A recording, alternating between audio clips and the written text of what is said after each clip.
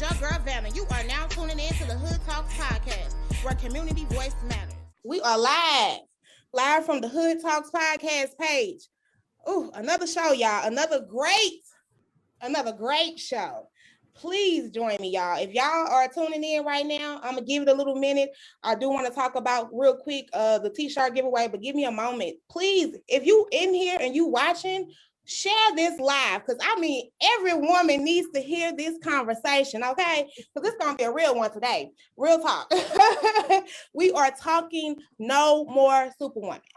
No More Superwoman, a conversation around Superwoman Syndrome. What is that? How is it affecting Black women right now? We're going to get into all that later, okay? But if you are, again, watching this live, please share and tune in, because you get the opportunity to win a t-shirt. And how are you going to get to win that t-shirt? You must be following us on Facebook. You must also share the live and comment women in the comment section, okay? That's how we're going to do it. I will post that again in the comments of how you can win, get in the drawing to win a t-shirt. And then we're going to get into this conversation. Thank you guys for joining us on this rainy day in St. Louis. But hey, it's a good day for this conversation.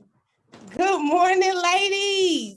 How are you all doing? I appreciate you all being here. I am going to let you all get into introducing yourselves, as we ain't got time to wait, because this conversation is going to be good and I want to get it all in. All right. All right. So, Miss Leslie, can you please introduce yourself, please, and thank you? Of course. Good morning. I am Leslie Gill. I'm the president of Rung for Women, an organization that helps women elevate and transform their lives. And so we have a women's center in South City on Sydney Street in St. Louis, Missouri, and really a space where women can come and build community, elevate their career, and just have space to unpack, unwind, and invest in themselves. And so I am super excited to be here today, and I can't wait to have this conversation. So thank you for having me. Thank you for being here again. I appreciate it. Give me your time and being in to join us on this great conversation. Miss Laura, I'm gonna let you go next and introduce yourself. Hello, everyone. My name is Laura Gully. I am first a mom of two boys, Chandler and Caden, 15 and 19. So we're right in the thick of things, right? And also work with a gem of an organization called Generate Health. And our role in community is looking at addressing the root causes of infant and maternal mortality. Elevating and centering the voices of those that are most impacted by health disparities and social inequities. So we really are looking at how do we not just add more programs and services, but we know it's necessary, but look at what are driving some of those root causes and interrupting and disrupting our communities flourishing and thriving to its fullest potential. So love to be here. I'm going to say, like, have a girl crush on Shavannah Spratt. Like, I so appreciate you, using and lifting up your voice to, bring some content, some critical issues to our community. So I appreciate you asking me to come. Yes, thank you, Miss Laura. Yeah, shout out to Miss Laura. She was like very much of a help at the beginning of this process. So she is one of the reasons the Hood Talks podcast is still up and going. And I, again, appreciate everything that she does. Her and Generate Health, and shout out to Flourish STL. Okay, because they over there doing the work. I ain't just talking about it, they being about it. And that's what we love. So thank you for joining me, Miss Laura. And, oh, y'all, you talking about, I'm so excited. I'm sorry, y'all, because I am like, this lady here is so inspirational to me. The first time I heard her speak, I believe it was at Ford through Ferguson, and man, like, just all of the work that she is doing in St. Louis and her organization. Please, I am so grateful that she is here. I'm grateful that all you all are here. But Miss Rebecca Bennett, thank you. Thank you. This is like the highlights of my podcast season. Thank you for being here and gracing the Hood Talks podcast page. Please let the people know who you are. Indeed, indeed, beautiful sister. Thank you so much for having me. It is my distinct pleasure and honor to be here with you, Shavannah. I have watched your light shine and rise. We need your medicine in the world. And of course, I am big fans of Laura and Leslie as well. So I'm in great company this Saturday morning. I, like Laura, am the mother of two beautiful little humans. They are 10 and 7, and they are girls, Willow Afia Mojishola and Sage Ifeoma Olubumi. And so I get to maintain and extend the lineage of powerful sisters in this world. In my calling and in my profession, beyond my family commitments, I am the founder of a company called Emerging Wisdom, which is all about social and community transformation. I'm also the founder of a nonprofit called Empower Institute, which is a center for community healing. And we are a community of healers and teachers and change agents and activists and spirit workers and artists and revolutionaries, all sort of working together to advance the wholeness and well-being of ourselves and our peoples. And specifically, I'm also the founder of the Black Healers Collective, right? And that's an initiative of Empower Institute. But we are change agents who are focused on advancing wholeness and well-being of African diaspora people. So we are committed to Black folks being well, to Black families being well, to Black communities being well, as a part of a larger effort to ensure the well-being of our species. So we root in our culture and we reach to the world. So yes, that's just a little bit about me today. And now you could go on and on and on about all the great things. All you ladies could. I know you guys are so busy out here really doing the work again in the community, and I appreciate the time. So let's get into it. Let's get into the conversation because I'm excited. I feel like this is personal for me. I am still trying to figure out how to not be a superwoman. I don't want to be it anymore. I don't want to be that. And so, ladies, if someone is watching from your point of view, and this is again like conversation flow, like we have in Girl Talk, what would you say is a way to identify what Superwoman Syndrome truly is? Like what does that look like? Because some women say I'm a superwoman and they're proud about it, but what would be something that they can notice, like a trait that's Superwoman Syndrome? This is leading to Superwoman Syndrome. Okay, how deep do you want to go? And let's get it, Mr. Right. We keep it real and raw on the Hood Talks podcast. Okay, so I'm gonna use some language that some people may not be familiar with. So that's all right. This is an opportunity to expand our frame of reference. I'm going to talk about appropriated racial oppression and appropriated gender oppression. So basically, I'm talking about racism and patriarchy, right? And both racism and patriarchy. Racism in this country is expressed largely through the framework of white supremacy. It means that white is best. And in order for that to work, it also has to believe in an anchor in Black pathos, that is Black problems, Black people being problems, and Black people being problematic. Those are the poles. With regard to gender oppression, right now we're talking about the supremacy of men, right? The inherent value and worth of men at the expense of the life and well-being often of women, right? So I want to talk about these two intersections. I could come in light and say, well, Superwoman Syndrome is when we try to do too much and, we find ourselves often, the behavior is a response to structures that are oppressive. It is not our fault, but it is our work. So we need to start off and say that both racism and patriarchy in American society have required routine and daily sacrifices, and those sacrifices have been the bodies of Black women. Right? I just want to be clear about that. Now, this is no disrespect to any other group of women or to Black men. These systems are big enough to require routine sacrifices of a whole bunch of bodies. But specifically, I'm talking about Black women. Our productivity means that our value is only tied to our productivity, how much we can do and produce for others. Our talent is identified, extracted, consumed, and then we are discarded. And that pattern happens both in our public work lives and in our private family lives, and in the larger context of our community lives, where the expectation is that we will give and give and give and give and give and give and give and give and give and give until there's nothing left. And the sacrifice is okay because it is shrouded in the myth of virtue. You see, that it means being a virtuous woman, willing to sacrifice all the time. That is oppression. It's not virtue. So I'm interested in what Leslie and Laura have to say, but I just, you want to go deep, you want to go fast, let's get real. This is what it is. Let's get it. Let's get it. Can I just say one thing? Y'all done broke up my pen and paper because I'm taking notes here. Rebecca's speaking knowledge, and anytime she's speaking, I'm listening. And you both.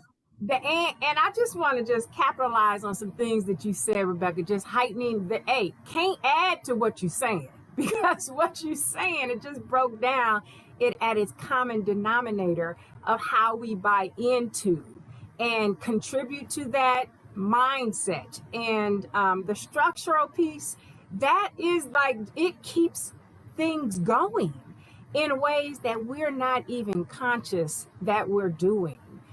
So I just appreciate how you just took it to this simplistic form of how it shows up in ways that we may not even be able to articulate. So thank you for just elevating that to a way that allows us to see the things that may be invisible. Yeah, and I would just add, I thank you, Rebecca. I really appreciate that context setting. I think it will be important for this conversation because, we all know what our lived experience is, but so often we overlook the fact that that lived experience is generational, right? We only know what we see, and we can only change what we can change. But if we don't see something different, you don't know to do something different. And so that historical framework is really relevant as we talk about like why we are showing up this way is because of generations of people before us, women before us, who also carried forward this way of being. So I appreciate you, Rebecca, for getting us grounded in what's important and helping us all understand that, we don't just wake up and decide this is how we're going to show up. So much of this is just indoctrinated into who we are as women, as people, and we've gotten it from generations before us. So thank you for that. I'll add to. Sure, of course. You just said so much is indoctrinated. I also want to say it's indoctrinated and violently enforced. Mm-hmm. Let us not take the violence out of the equation. Absolutely. When your great grandmother was tired and did not want to go work in the fields, could she say, "Oh, I'm taking PTO"? No. Right? Absolutely not. Not at all. So, I need a mental health day. No. Right? That's not how it worked. It didn't matter what her internal conditions were. It didn't matter how bruised or broken her body was. It didn't matter if her heart was breaking. She had to produce. She had to be willing to be of service to service, comfort, production, and entertainment. No matter what. No matter what. Upon fear of death, loss, and violation, again and again and again. Now you take how many centuries of that, right? And I'm only talking about the advent of chattel slavery in the English colonies. I'm not even talking about the French and the Spanish colonies or the Dutch, right?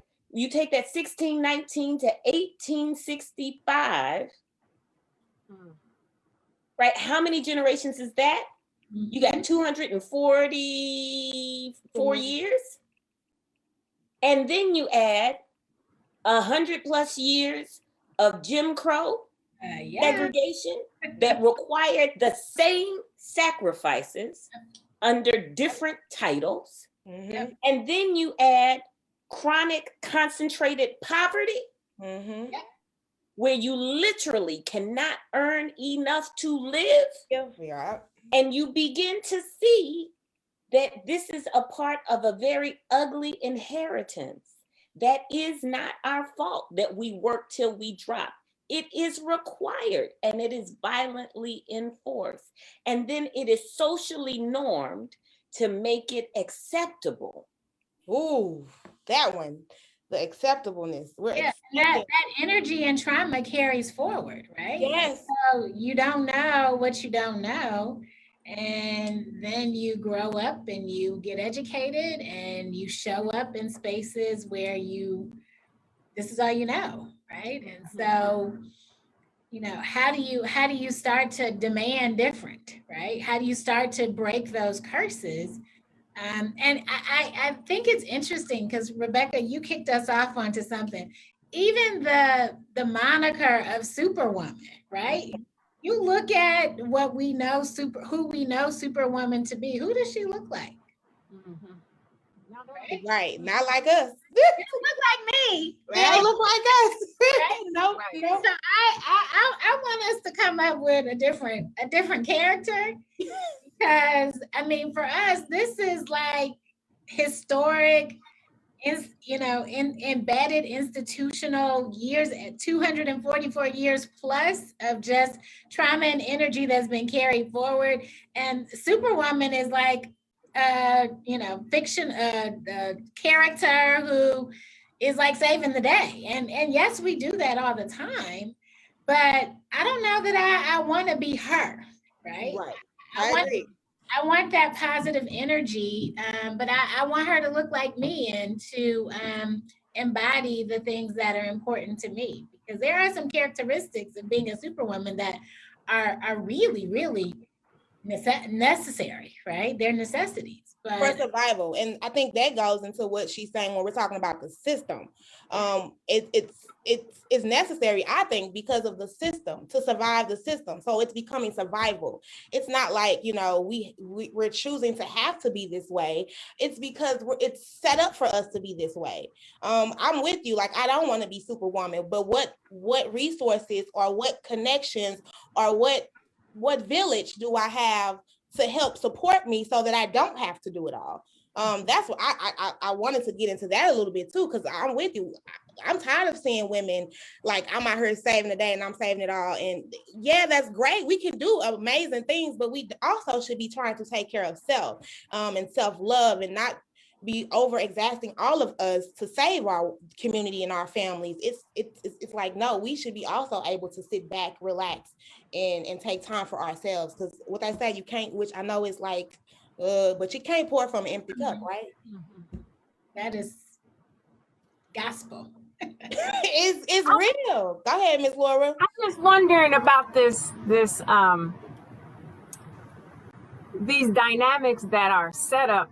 Really, they're not designed for us to be successful to begin with. So when you already know that image that you talked about, Leslie, was never designed for us, and when I think, Rebecca, you talked about this, the norms of how things were set up or designed for us to produce. And when you don't produce, you're discarded. And buying into that mentality of you have a place to serve, and that is how you define yourself, or how society defines you as a woman. And how do we buy into that mentality of, things that aren't really for our benefit?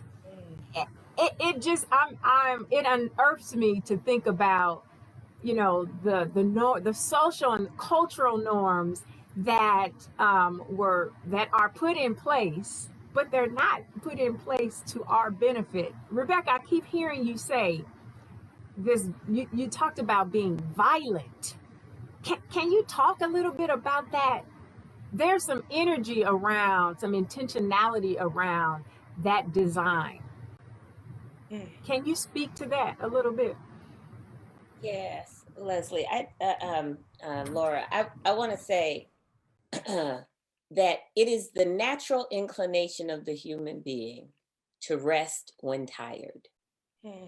Let's just strip it down to its basic space. If anybody out there is watching and they have kids, right?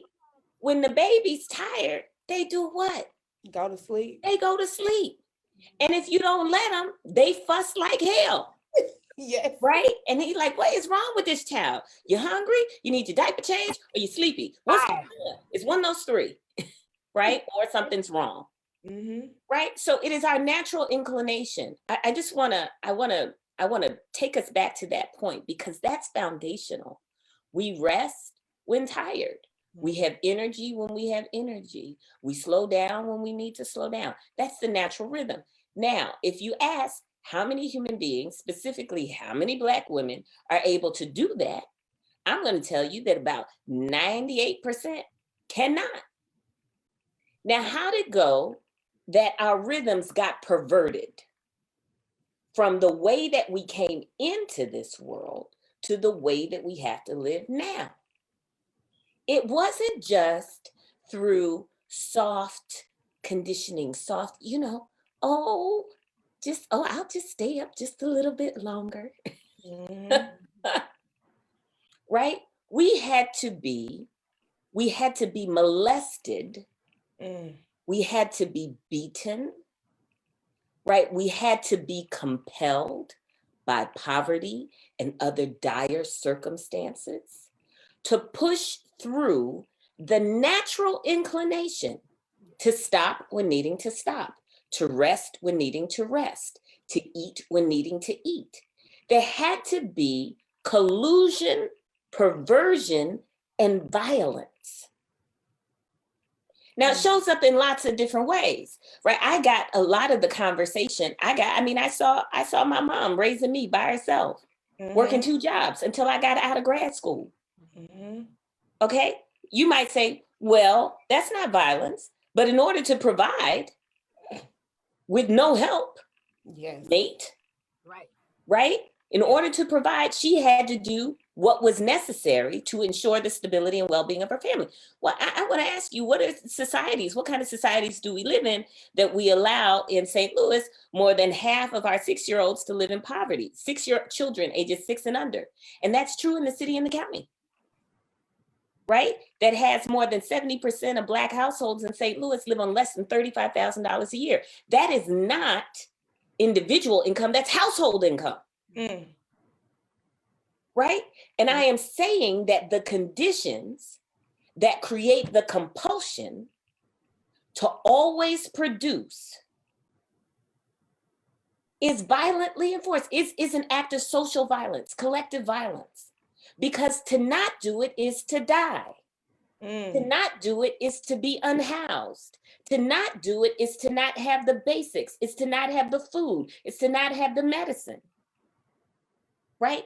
Now you add to that a whole host of social conditioning around to whom much is given, much is required. Right? Anybody ever heard that? Absolutely. Yep. Right? Yep. You add to that, your worth is in what you are able to do for others. You should put others' needs first, the community first, and yourself last. Right? You add to that theological underpinnings that reinforce work. And mind you, I'm not anti-work. Right? So I admit I'm a hard worker. And I would say that everything has its place in the order of things.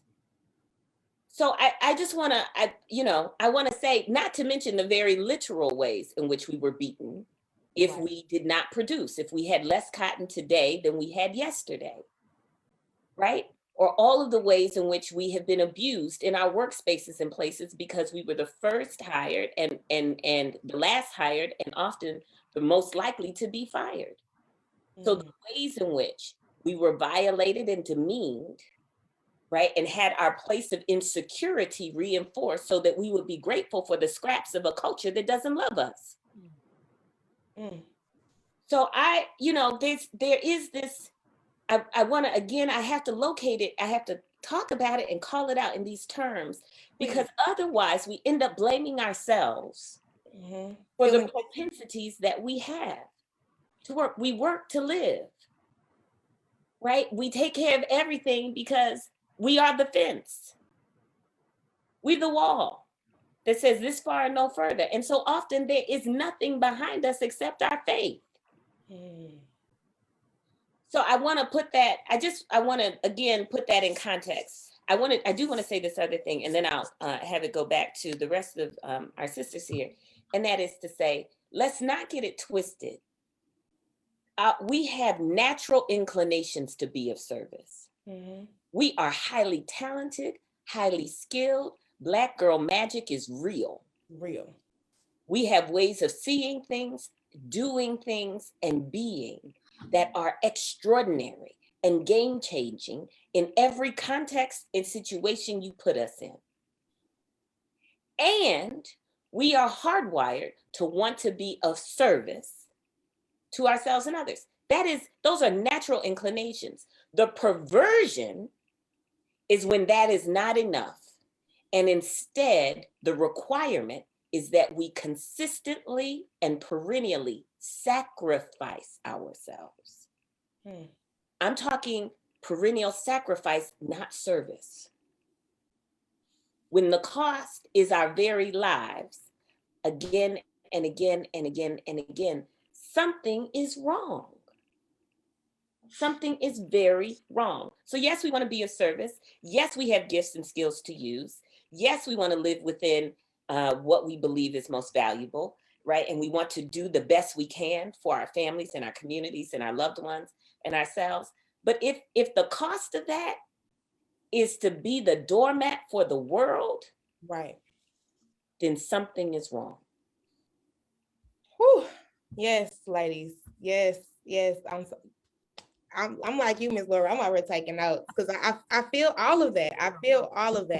And I think, again, I hate that we've glamorified being this superwoman, because it is killing Black women in deadly numbers. And yeah, it's like, how do we not do that anymore?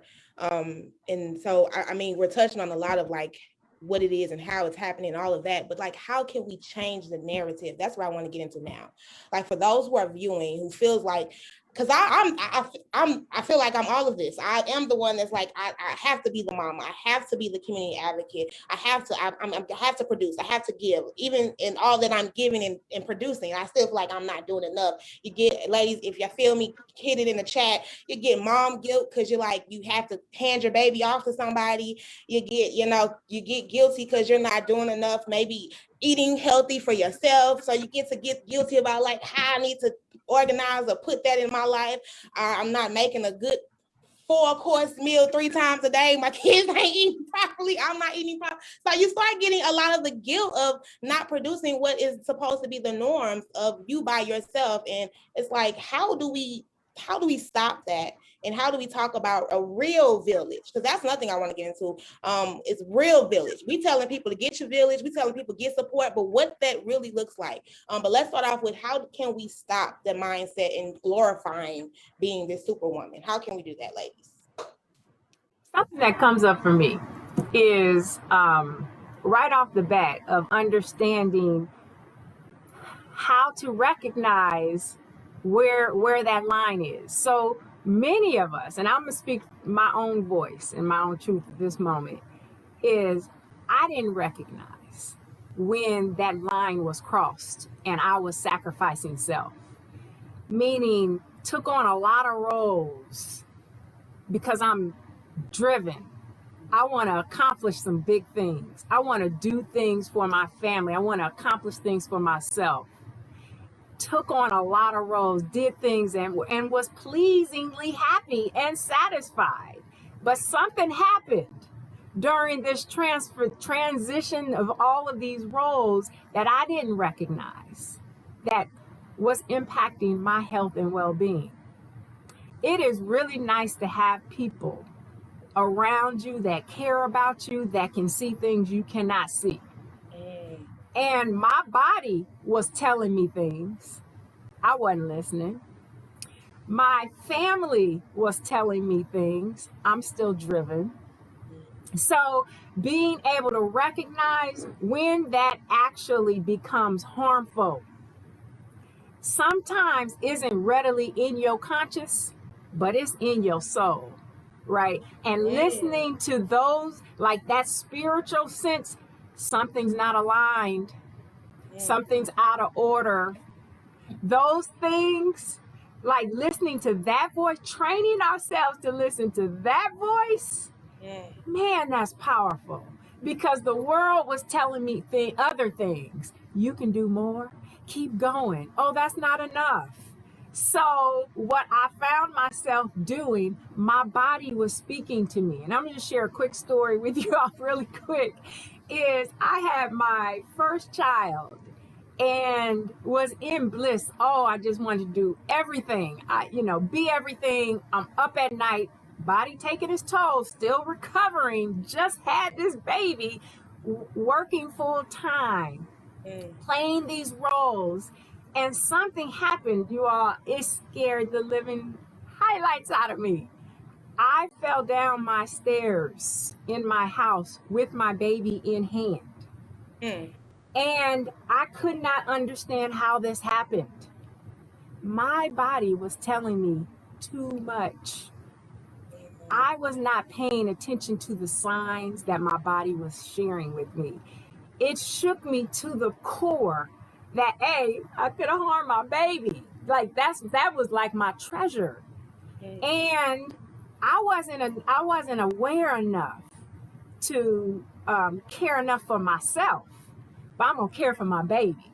That was the first sign, like, okay, something's out of alignment. And I share that story because I didn't even know, you all, in my conscious mind, I didn't know. But I was not in order. And that was, as you talk about, like, how do you, that voice, that spiritual connection with what you know to be, that's what it was for me, paying attention to that. I'll add just a couple of practical tips. So for me, I have gotten good at saying no, and also setting, at the beginning of every year, my goals and intentions around what I want the year to look like. And if I get requests that don't fit into my vision for the year, I've gotten comfortable just saying, you know what, not now, and saying no. The other thing is, I too am a mom of a 10-year-old daughter, and I recognize that she is watching every single move I make. She now is interested in wearing my clothes. Just this morning, Mommy, can I wear one of your hoodies? And I'm like, I don't have a hoodie. Well, you have a sweatshirt. Let me get your sweatshirt, right? So, we have these babies, these little people, these humans who are watching our every move. And so, another practical tip for me is to be here now. I also try to teach her to be here now. And that we need to give each other grace. I'm a single mom. I have all the mom guilt in the world when I can't be every place that I'm supposed to be. But, I'm also trying to teach her patience and to give me grace and to recognize that, she will one day grow up and be in this world where there are lots of expectations placed on you. And you can only do what you can do. And B, it is okay to say no, and to protect your own peace, and to recognize when something is not aligned with your current vision for yourself. And so for me, those are the things that I just have been really protective of my time, my space, and how I show up, primarily because my 10-year-old daughter is watching me, and I don't want her to feel like as she gets older, she has to continue to perpetuate this syndrome, right? And so I've gotten good at saying no. I think that's a great point. A lot of times we don't like to say no, or we feel regretful for saying no.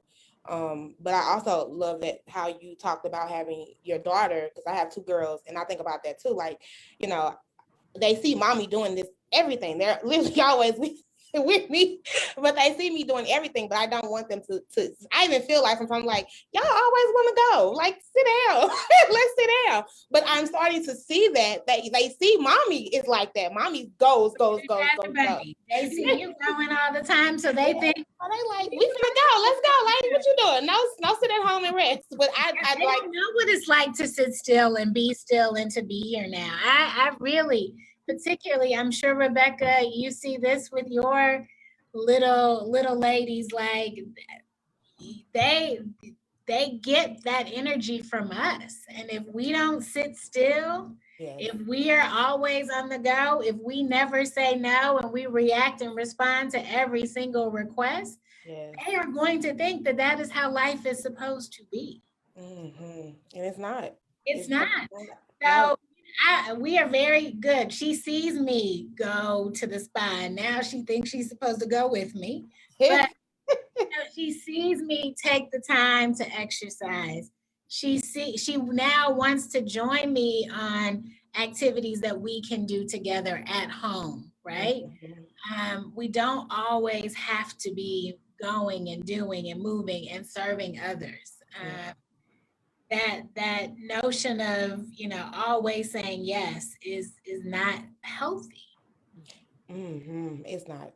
I do want to add to that, though, also, and part of helping our young ones do something different is we have to protect their ability to say no. It's almost like we think that somehow we grow up and then we learn to say no. But if we're not supported in defending our identity and enforcing our boundaries as young ones, there's nothing magical about aging where we somehow then acquire those skills and abilities. Like I grew up in a context where kids couldn't say no to authorities and adults, especially girl children. Yes. And because they couldn't say no, right, then we expect that when they are 30 and 40, they will say no. But their conditioning happened when they were young, that it was never okay to say no. You don't say no to me. Right. So, you ain't got, that's, you ain't got no choices in my house. I brought you in this world. I don't all that. Even the fact that no is a bad word, like to say no to an elder was like not okay. No, not in our culture. Not in our culture. Yep. And I realize we're not a monolithic culture, but there's some things that, are pretty fundamental that show up again and again. So I have a question because I struggle with this, right? We are, within generations, and there's the generation ahead of me. So parents, grandparents, great grandparents to some extent, who still are very much traditional in that way. Yeah. But now I feel like I'm in this space where I'm, raising this young person who is very much self-aware and has her own opinions, but that's not always supported. Right. And she's always respectful and, does the things that she's supposed to do properly. But, there's this real gap, even with women of a different generation who, still are very much like, you do whatever it takes, right? Yeah. And the appreciation for pulling back is not always supported. I'm going to tell a story, Leslie, here.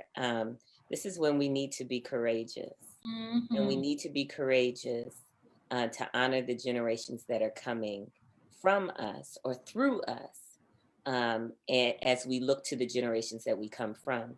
So one of my daughters, when she was young, really young, the oldest daughter, was talking to one of her grandmothers, and her grandmother asked her to do something, and she said no. And her grandmother said, "You don't say no to me, right? You do what I tell you to do." Now that's common, right? In Black households, that's common. and I happened to overhear the exchange. And I've always wanted my children to have different perspectives. It's the way mommy and daddy do it in the house, but you're gonna have to adjust to the world. Oh, And the absolutely. world is not just made up of mommy and daddy. You're gonna have to deal with other people with different kinds of proclivities, different ways of being in the world, different discipline styles, all of that. So you might as well get used to it right now. But I heard that exchange, and I asked my mother, and this when I say my mother, know that I call both my biological mother and my husband's mother my mother, right? So I asked my mother, I said, "Can I have a conversation with you for a moment?" And she said I could, and so I went and I had a conversation with her, and I said, "Look, I know that you were trying to make sure that your granddaughter does things the right way, but you just told her that she can't say no." I said, "And I want you to know that she can." Now, I didn't have that conversation right there in front of my daughter, though I did have a subsequent conversation, but I did have it with my mother. I said, "She can say no to you."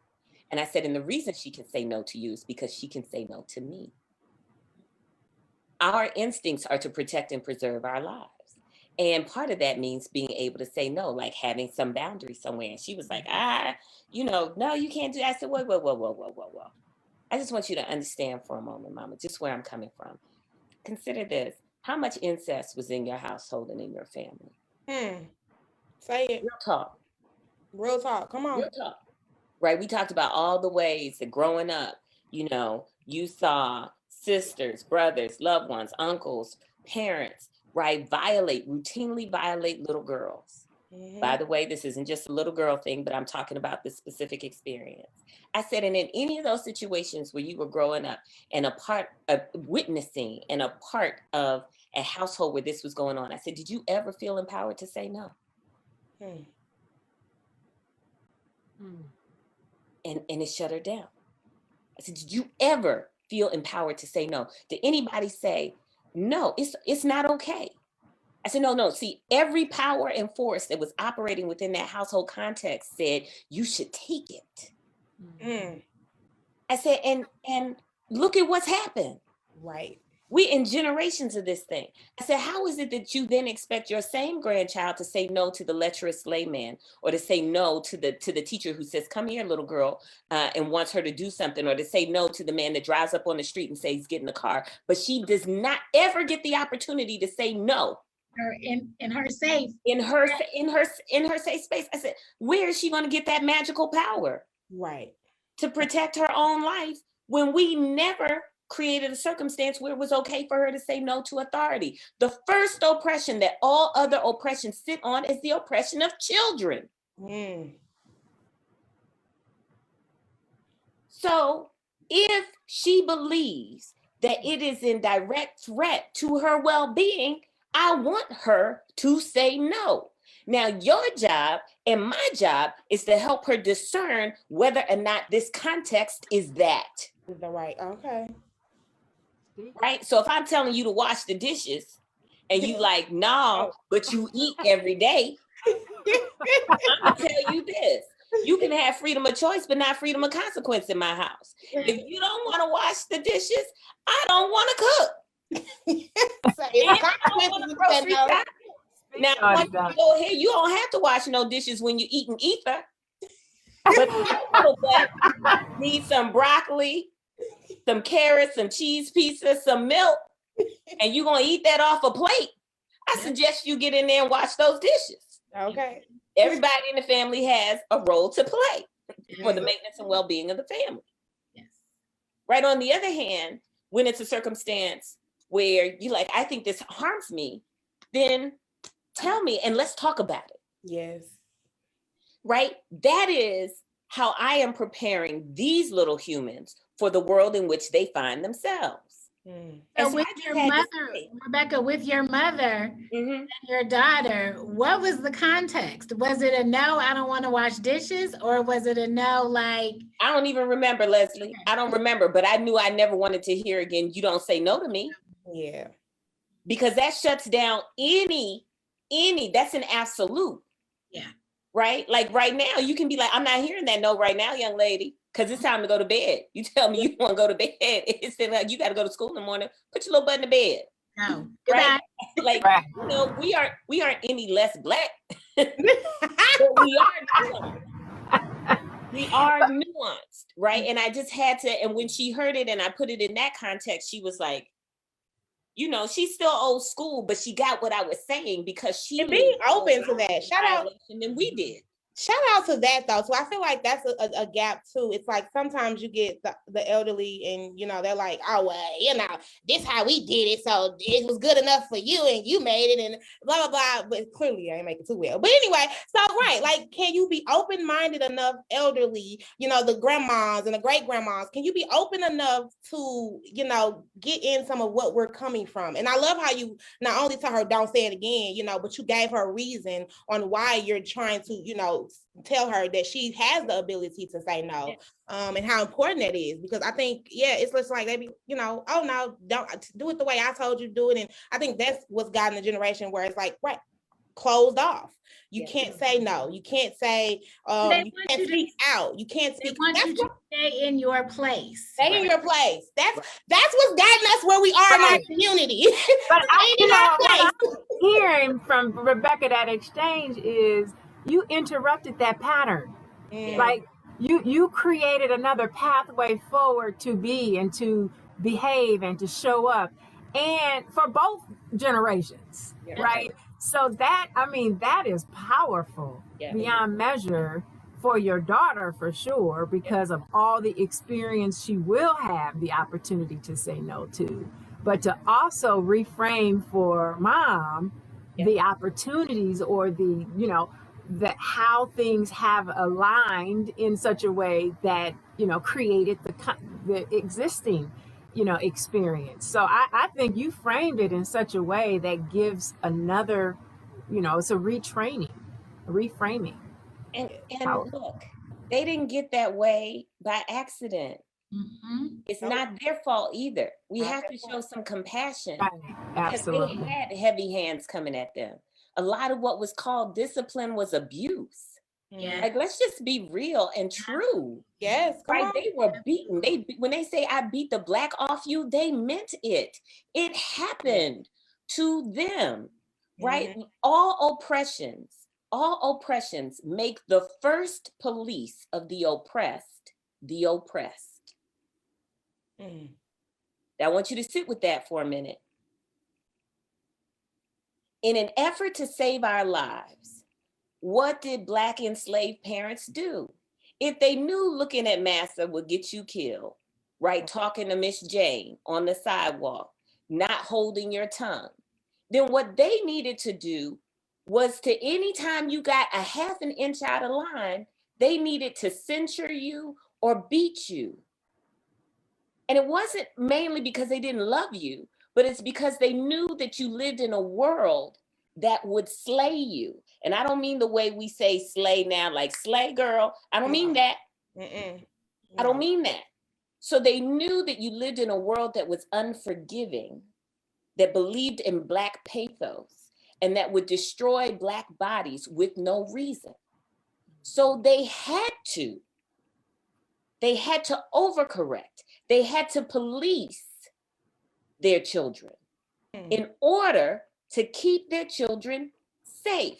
And that meant, let's be honest, that meant hurting their children to keep them safe. Now, I'm using the context of Blackness, but I could also use the context of gender. Who is it that teaches girls what it is to be women? And often what we're taught it is to be women is based on patriarchal notions, not our own. Right? So I'm teaching you a woman's virtue. I don't want you to be out here in these streets whoring around. I need you to be a lady. I don't want you to be, right? All of that. Who said that to you? Was it your father first, or your mother, your grandmother, your auntie? Your mama? You understand, your mama. And why? Because they understood that this is a world that violates Black women, that violates little girls, that takes from us for no reason. So they worked to make sure that we didn't give any reasons in an effort to try to keep us what? Safe. But it also meant, and often meant, hurting us, right? Hurting us, not not supporting us in the free and full expression of who and what we are, or our sexual identities, or our interests, right? It often meant quieting us. Yep. Right? So I'm saying that we don't stand outside of those patterns. So we need to notice it. We need to notice it when those patterns arise. And we need to respond to the other generations with a bit of compassion, right? With a bit of compassion, and with the truth as we understand it, right? And so in my instance, I was trying to say, Mama, I hear you on your circumstances, right? Let me go back to your childhood. How did it feel? Acknowledging their trauma and bringing them. Oh, that's a good one. That is a good one. Like, bring me back to how you felt. How did you feel? Right? Were there circumstances where you wished you could have said no? Damn it, no. Yes. Right? And did those things happen not just in your childhood, but as a grown woman? Absolutely, they did. As an elder. Okay. How do you do that differently? That was the conversation you had. Yeah. To Laura's point, you changed that trajectory. And we have to be brave enough and courageous enough to have those conversations in a meaningful way, particularly when we're sandwiched in those difficult situations, right? Rebecca just gave us a brilliant example of how you do it with grace. Yes. Help someone else understand the importance of it. I had a very similar situation just 2 days ago. Different circumstance, but again, I was sandwiched in this place between what she was saying to my daughter, was in her elder way, like a kid needs to stay in their place, right? I'm like, no. What you're asking her to do is be dishonest, right? So again, whether it's saying no, or whether it's withholding all of the facts and the truth, all of that creates energy and trauma that we carry forward. And unless we are really courageous about saying, I'm drawing this line in this sand right now, and I'm not going to continue to perpetuate this. I'm not going to continue to be Superwoman. I'm going to learn how to say no. I'm going to, have those graceful conversations with elders when I want to do things differently, right? Or with little people who need to understand the importance of these conversations. It requires courage. I mean, and when you have that level of self-awareness, you always sit in this space of being courageous, right?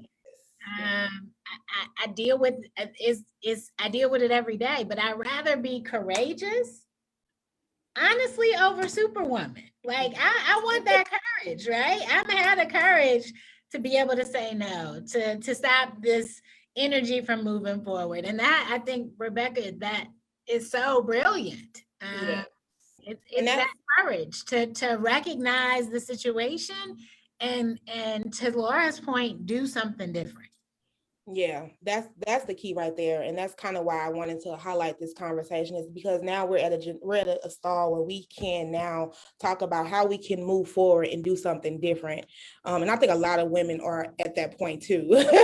They like, look, we gotta switch the game up and do something different. So I know, Leslie, you're short for time, so you'll be dropping off soon, but I do want to get into how can we, again, change society norms, and then let's talk about what true support, looks like for.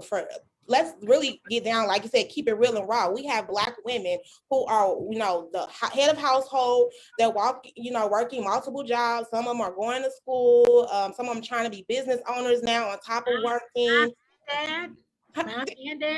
Mommy and daddy, single by themselves, and some just don't have any type of support, So how can we as a community really zoom in on and support these women who are in those situations? Because even if you're talking about, say you hey, you can go get a massage, that's great, that's fine, but someone is sitting at home thinking am I gonna pay the light bill today, or am I gonna pay to get some food on this table or some formula or whatever? So how can we really zone in and help these women not have to be Superwoman in a situation where they have no one else?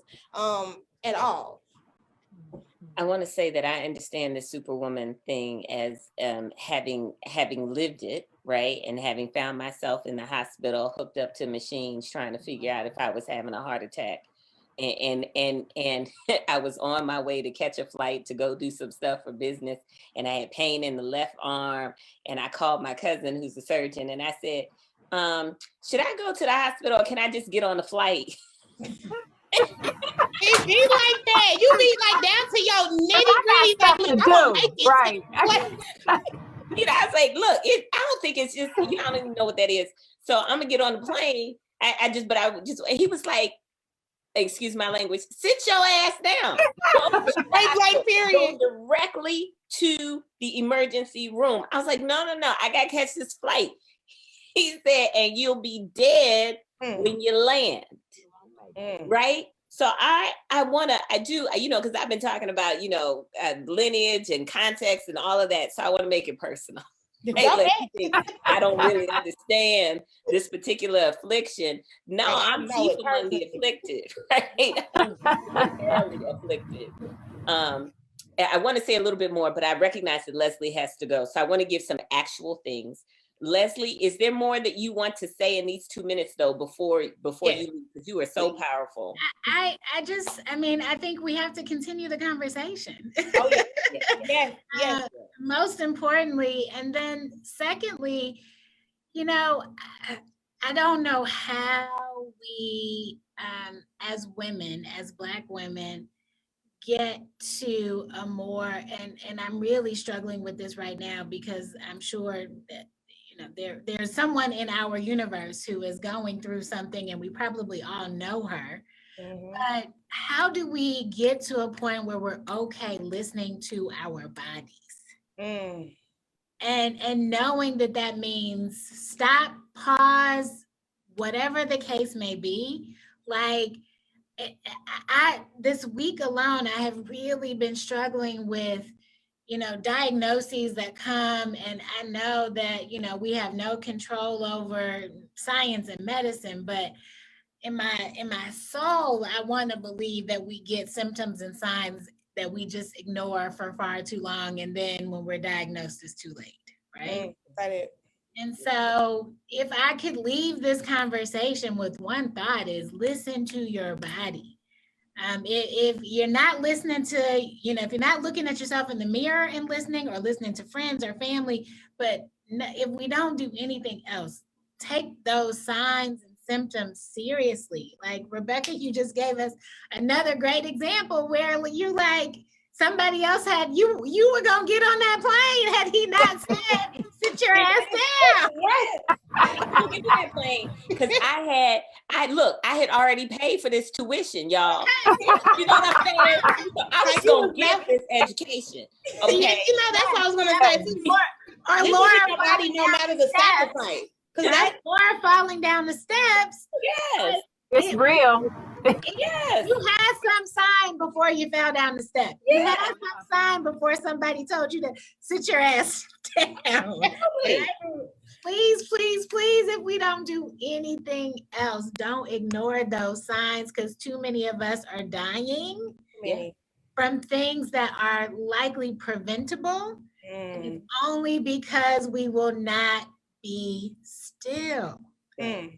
And we're even using our energy on the wrong things. Come on now.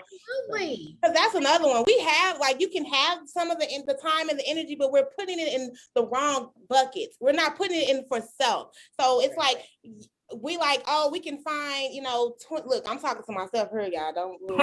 It's all right. I could find little 30 minutes to sit here and, you know, try to like scroll through Facebook or, you know, look at a TV show. But it's like, Savannah, really get up, go take a walk in the park, get outside, meditate, do those. When it's dumb things, I'll be like, why ain't got time to do it? Because we're not prioritizing. I'm talking to myself too, y'all, right? Because I said, this is personal, baby. This is personal. Right. Because I'm trying to get the mindset that I should come first. Those things that are going to be good for me should be something that I do first, and it should be a priority, and everything else second. If nothing else, is because your babies are watching. They're going to see how you prioritize you. That part. I was going to just say so there's a prayer that I have, because this last year I was my sickest. I also worked my most, right? Trying to lead regional COVID efforts, run the business, do the Healing Institute, homeschool the kids, because I took them out of private school, decided that I was going to full-time homeschool them, right, this year, because my babies were not going back into a classroom where they were not safe. I want you to hear me, y'all. I know what I'm talking about, right? I know what I'm talking about. And I was my sickest, pneumonia, COVID, GERD, right? All of that, low stress, it was high stress. And these are responses often when my immune system is compromised. It makes me available and accessible to everything, right? 4 hours of sleep a night, 5 hours of sleep. Y'all, look, I'm almost 50. I'm keeping it real. I know I look good.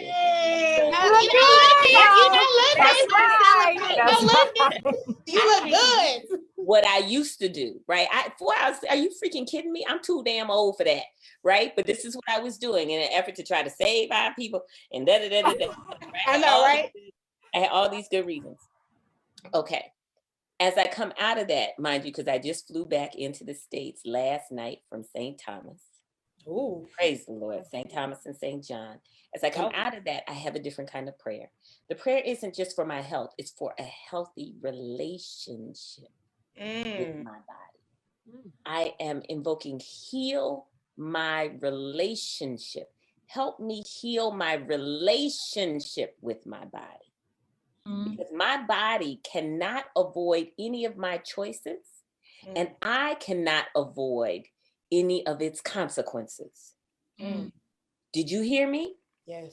My body can't be like, oh, she only taking 4 hours to sleep. No, we gonna get 20 anyway. No. It can't avoid my choices. I can't avoid its consequences. So to the extent that I am not honoring the unique and divine life force that this is, help me heal that.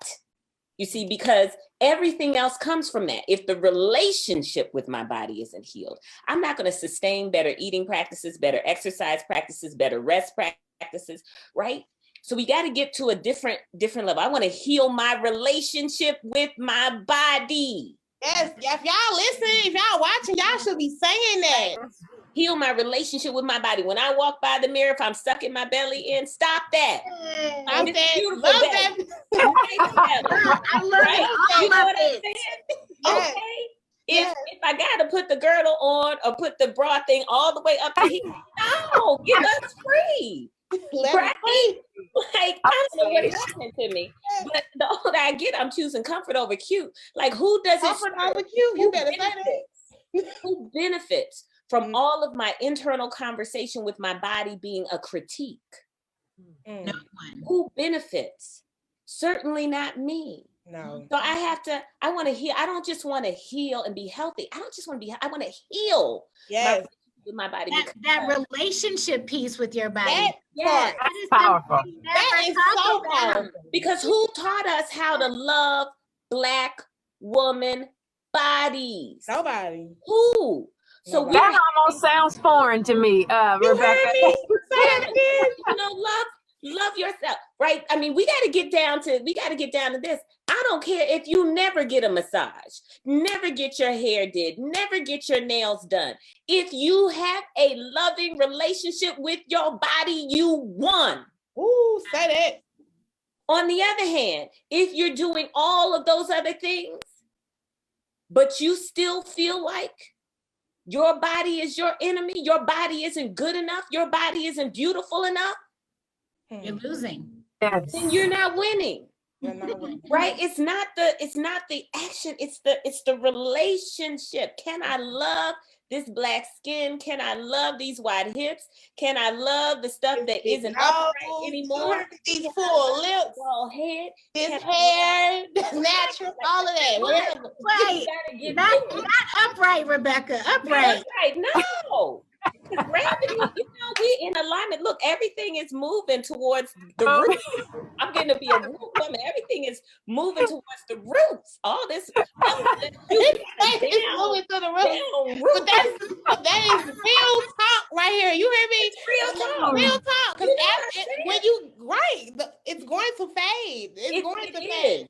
So you have to have, again, the mind of being with yourself no matter what. With yourself. Yeah. That relationship with your body. That That relationship with your body. And to say, like the voice that Laura was saying, you know, that inside voice that is like, oh man, you're really tired. You should sit down. Or let me tell you about what else that voice says. That voice says, there's more to you. If you have ever heard in your heart, in your mind, in your soul, there is more to you, my dear. There is more to your life. Okay? That's that voice. And what you need in this Superwoman thing, letting it go, what we need is to be curious about that voice. Yes. The kind of stuff that we need is free. It's free. But it is expensive because it requires that we pay attention. That's what we have to pay. The price we have to pay for our well-being is a reprioritization of our attention. That's writing that down. Y'all need to write that down, right? If there's anything, think it. Pinpoint. That's You're going to have to pay attention to the top. I love you all. Wherever you're and we gotta keep talking, but thank you. I'll see you soon. Okay, bye, Leslie. Thank you, Miss Leslie. Right? Wherever your attention goes, your energy flows. Wherever your attention goes, your energy flows. So if your attention is never on yourself, that means you'll never give yourself the energy necessary to be the fullness of who and what you are. Right? You got to pay attention. That's the price that we have to pay. If the voice says there's more to me, there's more to my life, be curious about it. Right? Curiosity, our curiosity about ourselves. Do you hear me? I'm not talking about being curious about what everybody else is doing. Curious about ourselves. What do I like? What do I want? What do I need right now? That's curiosity. Yes. We have to be willing to do that. That's a beginning, and that doesn't cost you. Sit your butt down and consider, what do I want? What do I need? Whether or not there's a person outside of you who's ready to receive your answers, you be ready to receive your answers. You be the midwife in your own becoming. That's part. Right? What do I want? What do I need? The other place that we can look, we can be curious. We can say no or not now. We can listen to the still small voice. But another thing we can do is just take a look at our lives and see any place where we have secondary satisfactions going on. And when I talk about secondary satisfactions, I'm really talking about stuff that we do that is an attempt to get something that we really want, but it's just a substitute. So primary satisfactions are what make life worth living. Secondary satisfactions are the substitutions that we make. So for example, many of us are lonely. And we really want company. We want companionship. But because we don't tend to have the company we want or the companionship that we want, we'll settle for entertainment. We'll have the 65-inch TV and the cable and the Roku and the Hulu and the Disney Plus and all of that. And it'll watch us as we sleep. But what we really want is company. Are you hearing me? Companionship is a primary satisfaction. And often our substitute on entertainment is just that. Right? What we really want is pleasure. How many of us want that? For real. We want to literally feel good. Okay. We want to feel good. Yes. Right? But because we can't easily feel good, what we're going to do now is eat that cake. I'm going to get my sugar substitute for pleasure. So the way I reward myself, because really what I want to do is feel good, but the way I reward myself is I get the ice cream and the cake and the da-da-da-da-da-da-da-da. Right? Or I get the man or the woman or the gender non-binary human who is not like good for me, but it's like a Snickers bar. Tastes good, less filling. Right? Less filling. Right?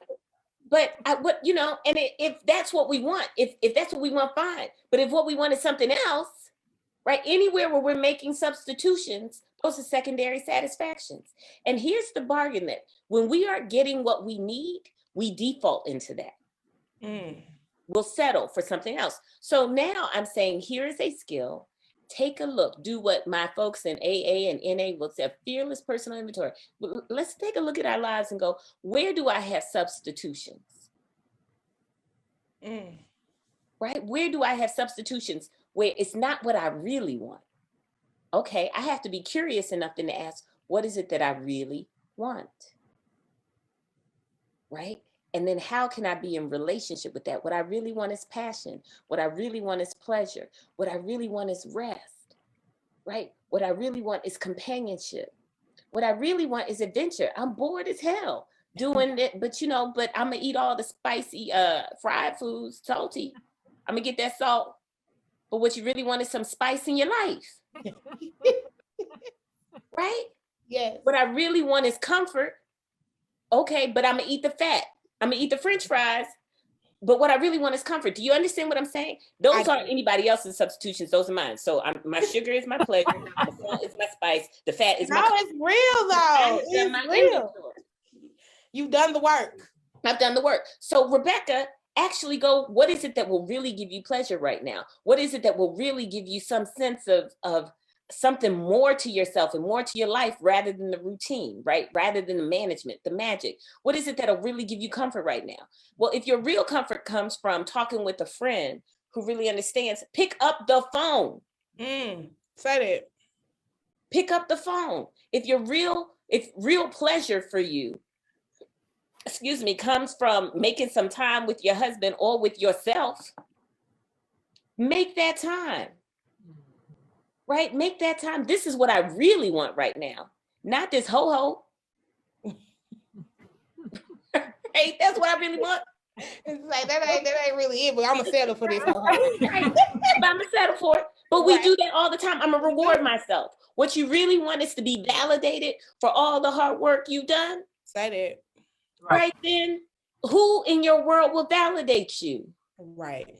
Who in your world sees you and what you're doing?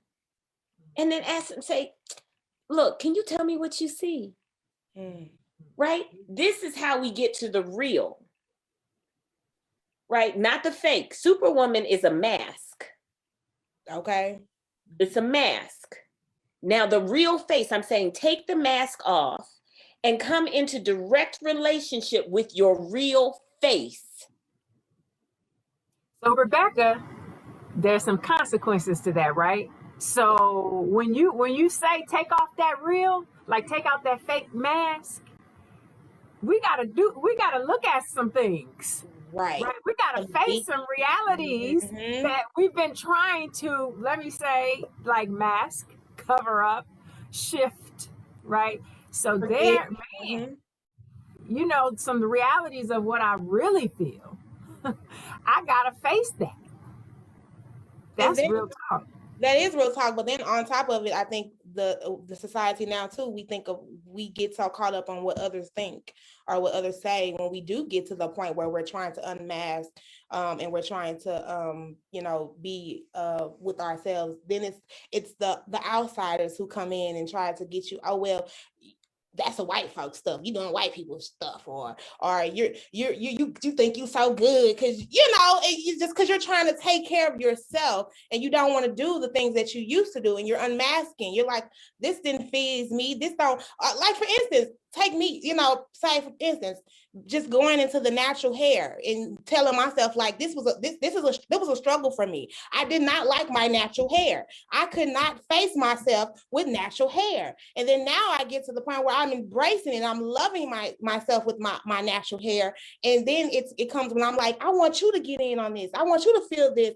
Then it feels like the outsiders are like, oh, you're attacking me because I want to do this or I want to do that. It's not about you. So I think let's take the personal out of when people are trying to embrace themselves and people are trying to love on themselves. Stop making it about you. It's not you. It's about them and what they're trying to overcome. Like, can we be supportive in whatever someone is choosing to do? Hey, if you want to do if you want to wear weave down your back and that's great, honey, sister. That's what's up, girl. Float, wear that float that hair. But let me tell you, sis, I don't want that because I know how it made me feel, and I'm trying to be in love and in tune with me in my relationship with my body. So this is the step for me. So it's like, can we stop with the especially Black women, period, women, because this is what we're going to talk about when I say village, because I think our problem is we don't want to support each other. So now we're like, I have to do it all. I need to do it all because I ain't got nobody, because I ain't got no friends. I can't trust these bitches and I can't trust these hoes, blah, blah, blah. Can we stop this stereotype? Can we talk about supporting each other? Then that's when the village will start coming in. And it has to be us wanting to be authentic in building this relationship and being authentic and being ourselves. Come on, y'all get in on this conversation with me because I don't want to take over, but I just really wanted to hit on this point because I think that's a lot of our issues when we're talking about how can we address it in the community. It's stop with the division of us as a people, as a women, as Black women. Like, stop being enemies. Can we stop that? I think the opportunity here is to survey our own lives and to look at who's in our life and to ask, does who's in my life represent what I am becoming, what I most want to be? Right? I mean, for real, as I look around, everybody is worthy and deserving of love. And everything wants to be loved. Love is our source. It's our most authentic self-expression. Right? And it is the experience that we most desire, many of us. So everybody is worthy of love by virtue of being. But everybody doesn't have to be in your immediate heart space. So we can take a look and say, I am becoming, if part of my becoming is, I am someone who wants to live without masks. I'm someone who wants to be, live the truth of my life. I am someone who wants to be more grounded, more rested. I am someone who wants to, to live a life full of passion and pleasure. I am someone who wants to heal my traumas. Then I ask you, like, as you are curious about your own self, and you are coming up with these answers, the still small voice within says, this is what is most what I want to be. These are the seeds that are inside me that are ready to bloom.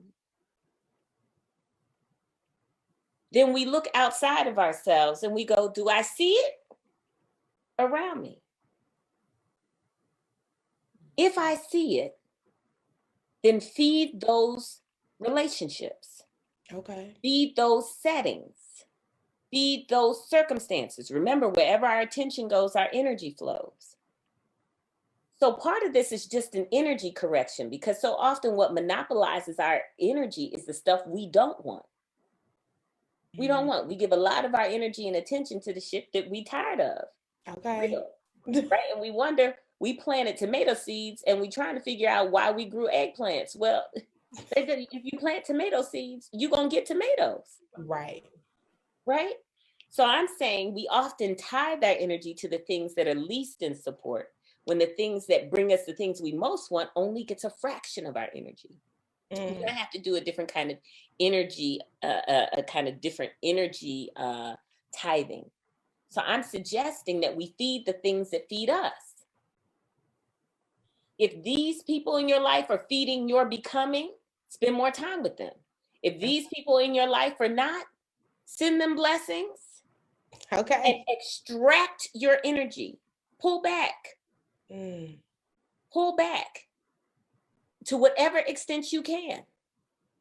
Right? Do not engage with the same frequency or the same depth. They may notice, and it may be a source of conflict or tension. But let me tell you something. If you want to live power, you're going to have to risk your safety in some ways. Can you repeat that one? Go ahead. If you want to live the fullness of your power, you're going to have to risk some of what we identify as safety and security, which is often social acceptance and other people's approval. You have to make a choice. Do I want to be the fullness of who and what I am created to be? Or do I want to be, safe within the confines of other people's expectations of me? That's a grown-up choice.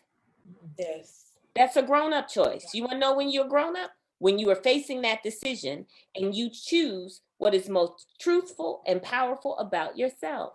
Now, it doesn't have to come like, big Hollywood with the neon lights and all of that. These choices can start really small. Right. It's my truth right now. I'm tired. I'm taking my happy butt to bed. Right? I'm honoring my body right now because I'm tired. No, don't ask me for nothing else. Right? That in that way is me honoring myself. And let me ask, who around me does that well? If I want more of that, then let me be in closer relationship with the people who do that well so that they can reinforce either through their modeling and or through their direct feedback to me. They can reinforce those patterns of behavior. Sometimes it's not people directly pouring into me as it is me just looking at their model and their example. Mm-hmm. That becomes, and to keep feeding myself with those examples until such time as I'm in close relationship with people who are actually living it. We can do that. So you want to have a life of pleasure? Well, who in your world is living a life of pleasure? Right? And if there's nobody in your world, but there is somebody in the book or somebody on the TV or somebody on the play or somebody bring that, give your attention to that. Right? This is how we begin to turn the tides. If there are those who are no longer working in situations that are exploitive and they are entrepreneurial, doing their own thing, or they're working with organizations that appreciate and celebrate their talent, right? Then be in closer relationship with that as you seek to move out of an exploitive situation. That's how we begin to live. We give our energy to what we most want to be and experience. That's the shift. Little by little by little by little by little by little, until such time as we look up and we realize we're no longer invested in the bullshit. That point. We have literally taken our energy, and energy is currency. People think money is currency. No, currency is energy. Energy. Everything. Everything is competing for your energy. Right? Advertisers, all of them, your attention is what? Energy. Mm-hmm. So when you start taking your energy away from these things, little by little by little by little, first in your head or in your mind or in your imagination, then in your feet, then in your hands, it'll happen. So just start where you can. It doesn't have to be all or nothing, but let us feed less the things that don't feed us. That point. That's beautiful. That is. I mean, I feel like there is nothing else left. I mean, that's plenty more left, but I feel like we should just definitely end it there. And I mean, thank you, ladies. Again, I appreciate this conversation. I definitely feel like we need more, and we will continue this conversation on the Hood Talks podcast. But again, I hope everyone that's tuned in, you got some gems, because they dropped some gems. I hope that whoever gets to listen, that this helps, and like maybe even bringing you aware of it is something out there called Superwoman Syndrome, and it is right now highly killing Black women because we are trying to do it all, and we have a society that tells us we have to do it all, and that is not true. So if anything, put your attention towards what Superwoman Syndrome is and how you can heal from that and take care of yourself. Again, thank you everybody that's tuning in. We have one more show this month. It's called Black Men Mentors Matter. That will be live July 24th. So we will have a panel of people talking about mentorship from Black men. Actually, this will be an all Black men panel again, specifically talking about Black men mentors. We also have the Kicking It for a Cause segment that will be happening tonight at 5 p.m. So come check us out. That's Kicking It for a Cause live on Facebook. That's me, our DJ AP. Shout out to Alan and Miss Kelly herself over at Evolve. So tune into that and, have a conversation with us. But again, y'all, thank you guys for tuning into the Hood Talks podcast. You can find out more about us at www.thehoodtalks.com. We always got shirts for sale. Shout out to the comments. I saw someone ask, we need a shirt called No More Sit Your Bad Ass Down or something Superwoman. So I'm going to look into making that happen for this Superwoman segment. I love that. Sit your ass down, Superwoman. But yeah, if anything you didn't take from this segment, make sure you take that. Sit your ass down on this rainy day. Tune in to something that's going to get y'all attention, to some positivity. And take care of yourself, Black women. Take care of yourself. We love y'all, and we are out. Bye-bye. Bye.